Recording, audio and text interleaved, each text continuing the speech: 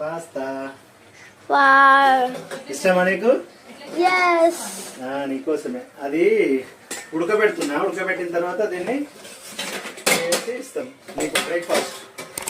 సరేనా? ఇవాళ కర్రీ దొండకాయ. దొండకాయ కర్రీ కాదు, నాకేమొద్దు. ఎందుకు? చికెన్ కావాలి. 2 weeks అయింది తినక. పిన్నిని రిక్వెస్ట్ చేయాలి.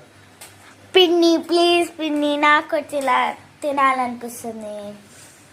చికెన్ లేదు, ఏం లేదు. ఎంతమంది చికెన్ కావాలి చెప్పాలి. నాకు నాకు నీకు వద్దు కదా.